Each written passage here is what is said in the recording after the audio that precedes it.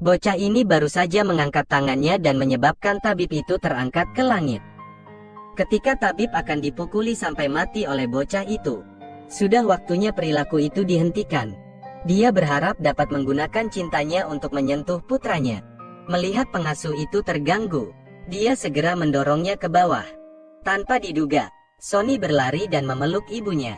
Memang, cinta seorang ibu adalah jimat terbaik untuk mengusir roh jahat.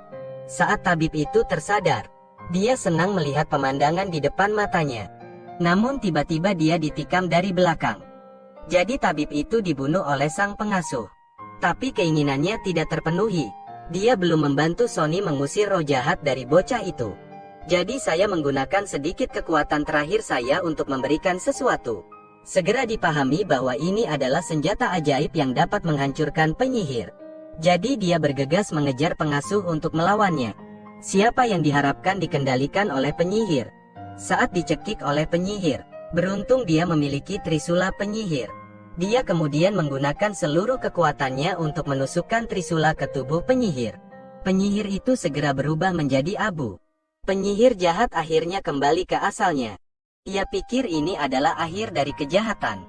Tentu saja tidak. Di suatu sore yang hujan, bibi Sonny dibangunkan oleh suara aneh.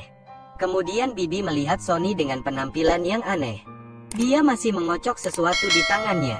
Dan bibi memperhatikan tempat tidur bayinya. Dia melihat tempat tidur bayi itu berlumuran darah. Bibinya ketakutan. Ketika dia berbalik, dia melihat ekspresi menakutkan di wajah Sonny. Tetapi hal aneh yang menyebabkan sakit kepalanya masih ada. Saat mengantar putranya ke sekolah, dia jatuh cinta pada gurunya. Kedua orang yang baru saja bertemu itu merasa sudah lama saling mengenal. Bahkan menggunakan nama tutor Sonny untuk pindah ke rumah Sonny. Dan sepertinya cinta Sonny kepada gurunya lebih dari cinta Kama. Pada malam hari anak itu tidur dengan gurunya. Katanya dia tidak akan membiarkan siapapun menggertak gurunya. Dan guru itu juga memiliki perasaan yang sama. Bahkan di depan mereka berdua tidak perlu menjaga pikiran mereka. Tiba-tiba merasa marah. Dia merasa seperti orang tambahan sekarang. Tapi karena ia dan guru belum melampaui batas, jadi Kama juga tidak punya alasan untuk berbicara. Tetapi tidak ada yang menyangka bahwa guru yang selalu mengajarkan doktrin ini bahkan lebih menakutkan daripada pengasuh. Dia bahkan berdiri di belakang dan mengendalikan Sonny. Tapi berpenampilan seperti seorang gadis kecil. Takut pada penyihir itu dan Sonny juga tidak suka membuatnya terus mengeluarkan aura. Ini membuktikan bahwa dia juga bukan orang biasa. Namun Sonny tidak menyerah. Dia mengambil pot bunga dan hendak melemparkan ke arahnya. Untungnya, teman sekelas lain muncul dan berhenti. Tapi itu adalah gang sempit. Gadis dari sebelumnya adalah siswa baru di sekolah dan ditugaskan ke kelas Sonny. Kepala sekolah memintanya untuk duduk di sebelah Sonny. Tetapi Sonny menggunakan alasan terluka. Katakanlah ia hanya ingin sendiri. Tapi gadis itu tidak menyerah. Dia kemudian memarahi Sonny karena jahat. Setelah kelas selesai, guru bertanya pada Sonny tentang cederanya. Tapi Sonny hanya menggunakan tangannya untuk mengelus lembut salah satu lukanya dan ini. Guru mengangkat tangannya. Gesper ransel siswa perlahan menarik dirinya keluar. Sebuah kotak krayon dari tas dipindahkan ke ransel seorang siswa miskin. Tanpa diduga, adegan ini terlihat lagi. Dia memutar matanya dan berdiri di tempat. Ternyata gurunya adalah seorang penyihir. Tetapi pada saat inilah penyihir itu mencium aroma manusia di belakangnya. Aku segera menahan nafas. Tidak berani mengeluarkan suara. Ketika penyihir itu hendak menemukan Kama, bel sekolah berbunyi. Kama buru-buru melarikan diri. Sonny menjadi aneh belakangan ini. Ternyata ia dikendalikan oleh penyihir. Saat Kama masih belum pulih sepenuhnya, lalu sebuah tangan kecil meraihnya. Di tempat tidur gadis kecil ini ada kekuatan mistis, membuat Kama langsung tenang. Namun Kama tidak mengetahui bahwa gadis di hadapannya itu adalah reinkarnasi Dewa Siwa. Dan gadis itu akan disakiti oleh orang lain. Seorang teman sekelas mengeluh bahwa dia kehilangan kotak krayonnya. Dan semua mata tertuju pada gadis malang Rita. Guru memerintahkan Rita membuka ranselnya untuk memeriksa. Namun saat tas ransel dibuka, teman sekelas yang lain mengatakan bahwa kotak krayon itu bukan miliknya. Gurunya juga bingung. Baru saja, Dialah yang secara ajaib memasukkan sekotak krayon ke dalam ransel Rita. Dan saat itulah Kama muncul mengatakan bahwa kotak krayon itu dia berikan kepada Rita. Kepala sekolah memerintahkan membuka ransel semua orang. Namun pada akhirnya, kotak krayon itu ditemukan di tas guru.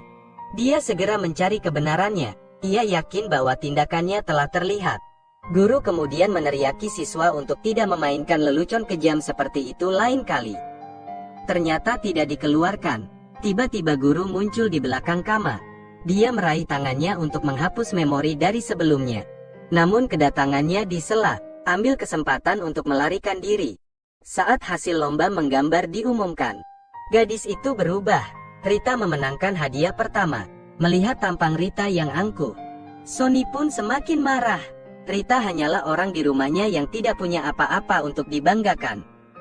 Di rumah, Sony dengan marah merobek lukisannya, lalu pergi ke bawah. Kemarahan di dalam Sony membuat sofa bergoyang tanpa henti. Lampu di rumah juga berkedip-kedip. Rita kecil sekarang menangis dan memberitahu ibunya di surga. Baru-baru ini, gadis itu dipukuli oleh ibu tirinya. Foto kemenangan Rita juga dirobek oleh ibu tirinya. Pada saat yang sama, Sony dengan mata merah muncul di belakang Rita. Dia mencoba menggunakannya, dan adegan terakhir dilihat oleh bibinya. Jatuh dari tempat yang begitu tinggi tanpa terluka. Tapi aku tidak sengaja mengambil kalung itu. Begitu ia melihat cahaya, dia melarikan diri ketakutan. Dia berdiri di sana, tapi dengan cepat menemukannya. Dalam keadaan darurat, menarik neneknya pergi. Ketika dia sampai di kamarnya, dia langsung bertanya apa yang terjadi. Menangis ketika dia menceritakan kisah itu. Bahwa dia dilahirkan dengan roh jahat dan juga dirasuki oleh seorang penyihir. Dia adalah dewa Siwa yang bereinkarnasi dan dapat menyelamatkan Sony. Tapi Rita dengan cepat terluka dan dikeluarkan dari sekolah. Di kelas, saya mencoba mencari cerita. Menggoda guru membuat seluruh kelas tertawa. Gadis itu benar, jadi dia pasti memenangkan rencananya dan berdiri untuk memarahi. Penyihir itu segera berdiri di luar jendela dan berbalik untuk mencuri. Kemudian, dia menyuruh Rita pergi ke sekolah. Itu untuk mengawasi sambil berpegangan tangan dan bertanya apakah dia gadis nakal tanpa keraguan. Jadi ketika dia sampai di rumah, dia memarahi istrinya. Mengapa mengirim seseorang untuk mengawasi putranya? Kemudian dia memanggil sopir untuk datang, dan menyuruhnya untuk membiarkan putrinya pergi ke sekolah lagi. Lihatlah gadis kecil malang yang berdiri di sana. Sony sangat senang. Tetapi dia menghibur ayahnya, bahwa tidak apa-apa untuk tidak pergi ke sekolah. Tapi saat ayahnya pergi, dia langsung dianiaya oleh ibu tirinya. Tapi tujuan guru bukan hanya untuk dikeluarkan. Dia juga ingin mengusir keluarga Rita dari rumah. Sudah waktunya untuk memeriksa mobil. Cukup gunakan matanya untuk menyalakan mobil. Kemudian tekan pedal gas untuk menjatuhkan pengemudi. Dan pemandangan ini sering terlihat. Gadis kecil itu berduka atas luka ayahnya. Dan kali ini dia memutuskan untuk tidak menahan diri lagi. Gadis itu masuk ke rumah dan memukul wajah keluarga itu. Dan dengan cepat menarik kedua anak itu keluar. Melihat putranya diganggu, dia menjadi marah. Namun dia menjelaskan bahwa dialah yang menyebabkan mobil itu menabrak ayahnya. Dan tentu saja, kata-kata jahat seperti ini tidak akan dipercaya. Nasihat istrinya memutuskan untuk berhenti mengemudi. Juga memaksa keluarga untuk pindah dari villa. Patah hati dan terisak. Jika dia mengejar gadis yang berubah menjadi dewa, dialah yang akan menyelamatkan putranya.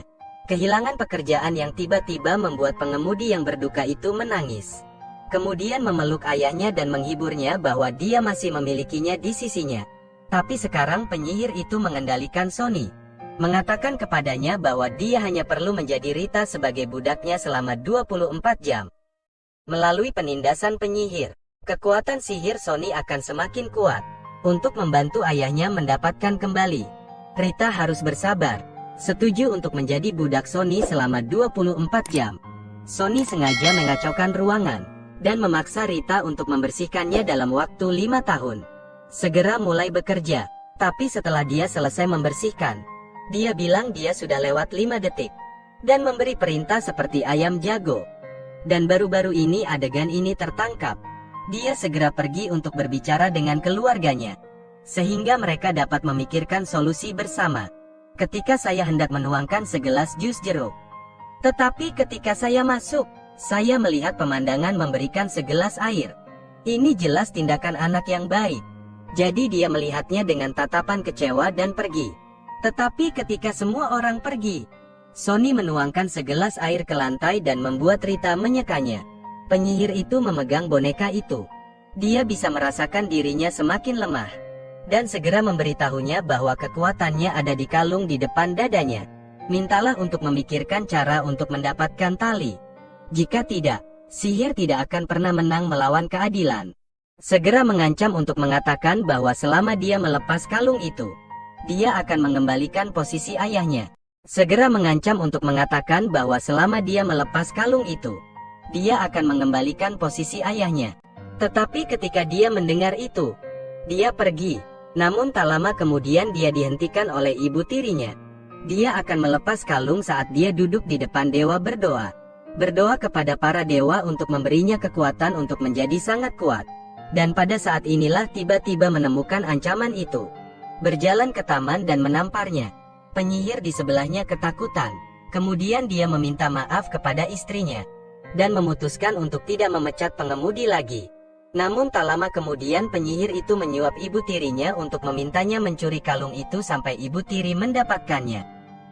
Penyihir itu segera bangun dan memanggil bocah itu untuk mengambil tindakan. Kemudian dia memasuki ruangan. Mata bocah itu merah. Lalu mengangkat tangannya dan terbang ke udara. Lalu terbang keluar kamar. Pada saat ini, tiba-tiba terasa seperti sesuatu yang buruk sedang terjadi. Dia segera keluar untuk memeriksa dan menemukan bahwa reinkarnasi Dewa Siwa mengambang di udara. Dan penyihir itu masih terus-menerus mengendalikan. Ketika dia akan mati, tetapi Kama segera berlari keluar untuk menjemputnya. Penyihir itu segera memerintahkan ibunya untuk dibunuh. Tapi Sonny menolak permintaannya, karena keberadaannya tidak mengizinkannya. Terus-menerus berjuang dengan jiwa di tubuhnya. Tidak lama kemudian, bocah itu pingsan di pelukan ibunya. Keesokan harinya Kama menemukan bahwa kalungnya hilang. Baru-baru ini, dia melihat rencana memegang telepon mahal baru di tangannya. Segera curiga bahwa ibu tirinya telah mencuri kalungnya. Dia segera masuk ke rumah dan mencoba ibu tirinya untuk menanyakan, apakah telepon dan parfum yang baru saja dia beli yang sangat mahal. Dia tidak bekerja. Dari mana uang ini berasal? Jika memang dia mencuri kalung tindak pidana pencurian, dia akan divonis 10 tahun penjara. Ibu tiri mendengar itu, dengan patuh menyerahkan kalung itu. Sebelum penyihir meninggal, ada buku pengusiran setan. Dia segera meminta untuk merawatnya saat dia masih koma. Adapun saya dengan saudara perempuan saya ke kuil menyimpan buku pengusiran setan. Tetapi ketika keduanya berjalan melewati hutan, mereka menemukan bahwa jalan menuju kuil segera menghilang. Dalam khawatir, anaknya dalam masalah. Dia tidak bisa kembali. Ia merasa sangat putus asa. Tiba-tiba dia seperti melihat sesuatu. Jadi dia dengan panik berlari ke depan.